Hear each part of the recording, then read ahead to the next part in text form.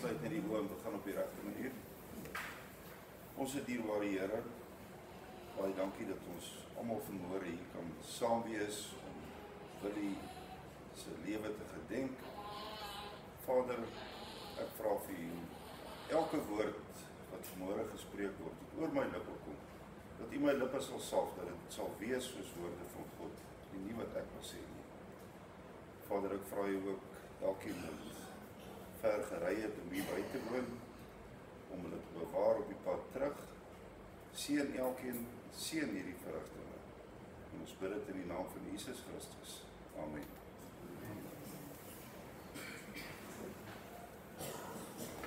Dit is nooit maklik om so iets te doen, ek gevra is om te doen nie. Veral as hierdie persoon wat ek goed geken het ook. Ek het die voorreg gehad om vir Willie te gaan bid van Vrydag af, elke dag. En ek het opgetel dat hy onrustigheid in hom het. En Sondag aand, Sondagmiddag, toe ek daar by hom is, toe sit asof ek ervaar dat die Here vir my sê, kom salf, en ek bid dat die Here vir hom daai vrede, wat Filippense 4 vers 7 van praat, die vrede wat alle verstand te bowe gaan, dat die Here hom sal vul daarmee, en dat hy hom sal rustigheid gee, en aanvaarding. So ek weet vir 'n feit, dat Willie op die regte plek is vandag. Want die Here verhoor gebede. En ek dank die Vader dat hy my die voorreg gegee het, om saam met Willie 'n bietjie te gesels en vir hom te bid in sy laaste uur. Die tema wat die Here my gegee het vanmôre is, wat as dit ek was? Jy weet, Willie is weg, daar is niks wat ons saam kan doen, maar ons is nog hier so. Ons weet en ons glo waar hy heen is. En die Here het my 'n paar skrifte gegee. En die eerste een is 2 Korintiërs 1. Hy sê, want ons troos in al ons verdrukking, sodat ons die wat in allerhande verdrukking is, kan troos, deur die vertroosting waarmee ons self deur God getroos word. En ek aanvaar, ons almal gaan deur 'n moeilike tyd vanmôre, al sy geliefdes. Almal het troos nodig. Maar die Here laat toe dat so iets gebeur, dat dit oor jou pad kom. Dat in die toekoms sal jy iemand anders kan bystaan en jy sal iemand anders kan vertroos, soos wat die Here jou nou vertroos. En hy sê in Jesaja 42 vers 3, die geknapte riet sal hy nie verbreek nie, en die dowwe lampet nie uitblus nie. Met getrouheid sal hy die reg uitbring. So as jy vanmôre voel, jy is te knak, deurdat 'n geliefde weggeneem is uit jou lewe uit. Die Here sê, hy sal geknakte riet nie breek nie, en hy sal die lampet nie uitblus nie. Hy is daar om ons te vertroos en ons te versterk. Dan vat hy my na Job toe, in Job 21, vers 23 sê hy, die een sterwe in volkome geluk, heeltemal gerus en tevrede. Sy emmers is vol melk, en die murk van sy gebeente word deur en deur bevochtig. Die ander daarenteen sterwe met bitterheid van siel, sonder dat hy die goeie van die lewe geniet het. En ons weet, dat Willie gegaan het in rus en vrede, en dat hy nou die ewige vrede en ewige rus gevind het. Ons wat agterbly, het nog 'n keuse. Die dag wanneer ons asem uitblaas, gaan ons vol bitterheid wees, of gaan ons vol vrede wees? Dis 'n keuse wat ons elkeen vir onsself moet maak.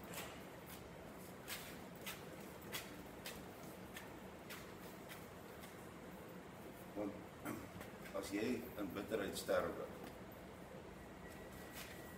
dan is jy nie op die regte plek. En ons almal het 'n kans, as dit nou ek was, daar gelê het, kans gehad. Jy weet, dit is so maklik om te sê, ek weet die mense verwys baie na die rower wat langs Jesus gekruisig is. Sê maar hy was nie 'n gelowige nie. Hy het nie kerk toe gegaan nie. Hy is nie gedoop nie. En hy is na die paradys toe. Die verskil is, hy het kans gehad.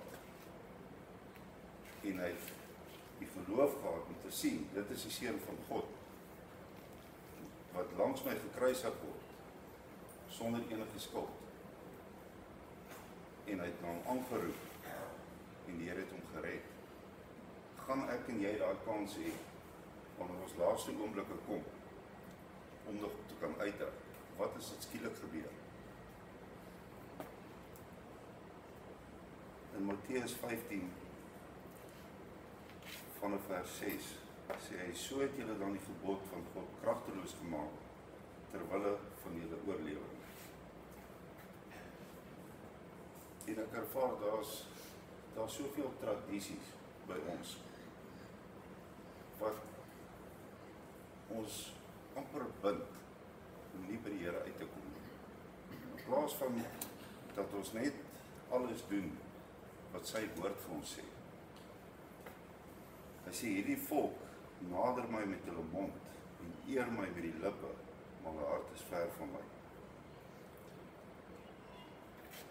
Hierdie is aardige woorde, toe ek het gelees het dit my diep getref. Want ons is so maklik om te praat, so maklik om vir iemand die evangelie te verkondig. Maar is ons heeltemal tereg dat die lippe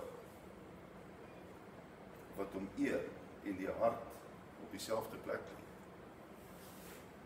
Jy weet, ek kan nie voorstaan en mooi woorde sê, alles uit die woord uithaal.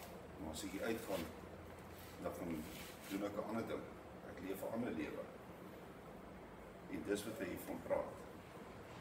En hy wys my dat ons moet so in oorgawe leef, dat elke oomblik van ons lewe, ons hom met die lippe kan eer, en dat ons hart by hom is, en nie ver van hom af is nie. In Lukas 6, vers 46, sê hy, en wat noem julle my, Here, Here, en doen nie wat ek sê nie. Mense, dis 'n groot waarskuwing vir ons hier. Ons almal roep hom aan, as ons in die moeilikheid is. Maar doen ons wat hy vra, doen ons wat hy vir ons sê. Iemand sê nou daar vir my, maar hoe hoor jy die Here se stem? Nie almal is op daai vlak dat ek kan ervaar, die Here praat met hom. En die Here kom wys vir my dat, as jy nie kan hoor wat hy sê nie, hierdie is die woord van God. Vat die Bybel, maak hom oop en lees hom, en praat hy met jou. Dan sal hy hoor wat hy wil sê.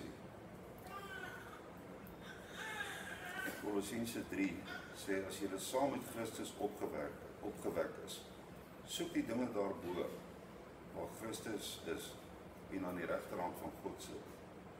Bedink die dinge daarbo, nie wat op die aarde is nie.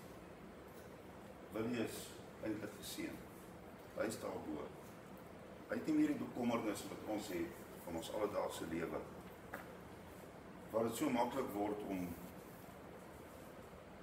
te dink, vandag moet ek dit doen, ek moet dat doen, dat dit my konsentrasie so wegvat, om te konsentreer op dit wat ek op die aarde moet doen, op die aardse ding, dat ek vergeet van die dinge daarbo. En wat gebeur, wanneer ek die uitry, en ek ry voor 'n trok in, en my lewe is in oogwind verby, en ek het nie op die dinge daarbo gefokus nie. En sê in die volgende hoofstuk, in Kolossense 4, wandel in wysheid teenoor die wat buite is, koop die tyd uit. En die wat hy vir my sê, koop die tyd uit, beteken ek met elke oomblik wat ek kan. Ek moet eintlik tyd maak om nader aan my Skepper te kom, om nader aan hom te Ons gaan nie almal gelukkig wees soos Willie wat in volkome vrede, die vrede gemaak het, en alles tussen hom en die Here verwyder het. Dat hy nou by Jesus is wat langs die regterhand van God sit. En ek besef, ek moet die tyd begin uitkoop. Ek moet weer begin tyd maak vir die dinge wat daar bo is, as dit wat hier op die aarde is. In Jesaja 55, vers 6 sê hy, soek die Here, terwyl hy nog te vind is. Roep hom aan, terwyl hy naby is. En ek staan en wonder, ek sit terwyl ek voorberei, wanneer is hy naby my? Wanneer moet ek hom aanroep, terwyl hy nog te vind is? En ek besef, maar dit is presies, terwyl ek nog lewe, kan ek hom aanroep. Die oomblik as ek my laaste asem uitgeblaas het, is dit te laat. Jy sien, wil hy die kans gehad. Hy het hom aangeroep, terwyl hy nog te vind is. Het ek en jy die kans om hom nog aan te roep, terwyl hy naby is. Hy is naby in elkeen van ons, want ons het nog 'n aardse lewe. So solank as wat hy naby ons is, moet ons hom aanroep. Hy sê dieselfde in Jeremia 29, vers 12. Hy sê, dan sal julle my aanroep en heen gaan en tot my bid, en ek sal na julle luister, en julle sal my soek en vind, as julle na my vra met julle hele hart. Hy sê, wanneer ons hom aanroep, dan sal hy ons antwoord. Hy sal na ons luister. Maar, met die voorwaarde hierso, ons moet hom soek, met ons hele hart, nie halfhartig, nie net op Sondag, nie net wanneer daar nood is, wanneer iemand in die hospitaal is, wanneer daar dood is. Ons moet hom elke dag, moet ons hom soek, want hy sê, as julle dan heen gaan tot my bid, sal ek na julle luister. En dan wil ek afsluit met 'n versie in Sefanja 3, vers 17. Hy sê, die Here jou God is by jou, 'n held wat verlossing skep. Hy verheug hom oor jou met blydskap. Hy swyg in sy liefde. Hy juig oor jou met gejubel.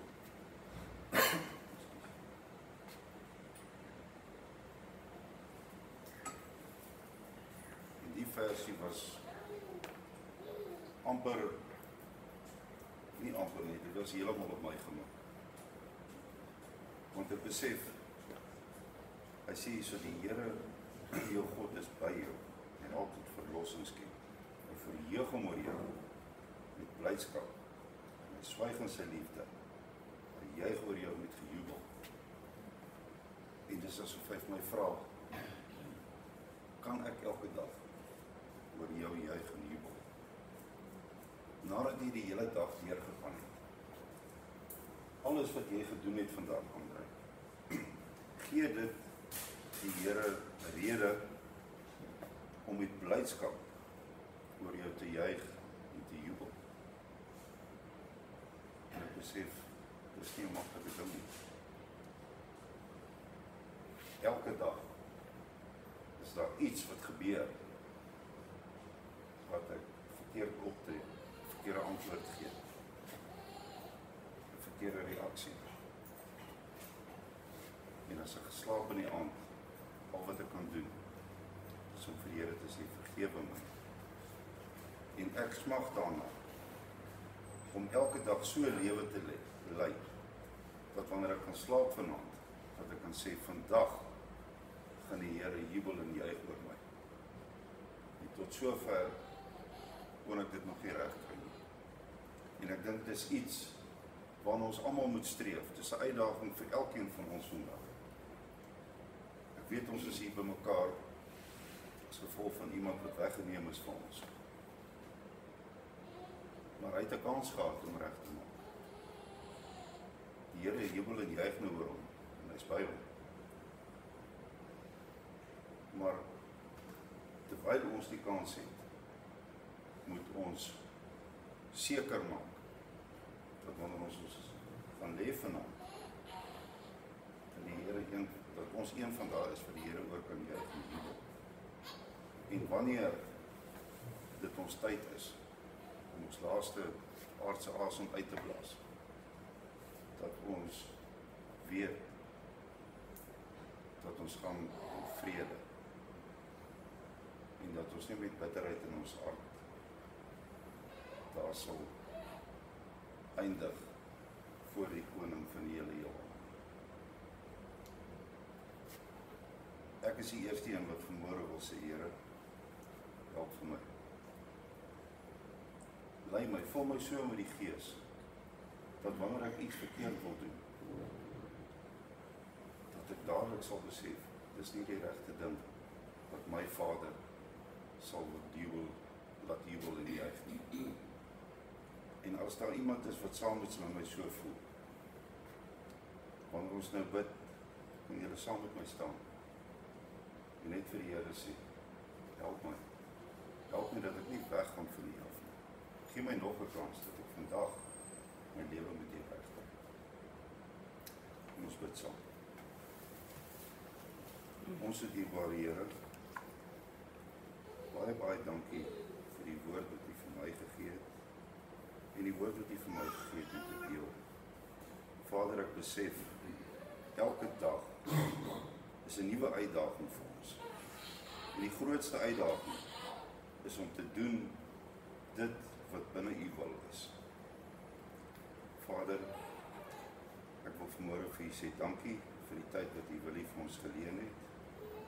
Dankie Here dat Hy impak op elkeen van ons lewe gehad het.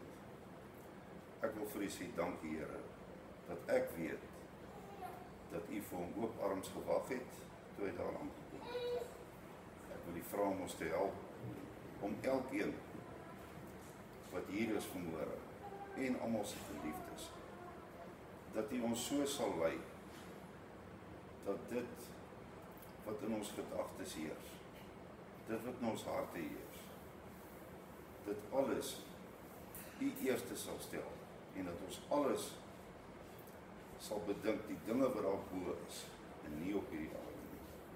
Seën elkeen van ons waar ons hier op mekaar gaan, Here. Ek wil nou afsluit en die seën uitspreek soos wat U dit vir ons gee in Deuteronomium 6. Die Here sal jou seën en jou behoed. Die Here sal sy aangesig oor jou laat skyn en jou genadig wees. Die Here sal sy aangesig oor jou verhef en aan jou vrede gee. Amen. Ons gaan nou net tyd gee vir die bedankings. Ons die bedankings gebruik.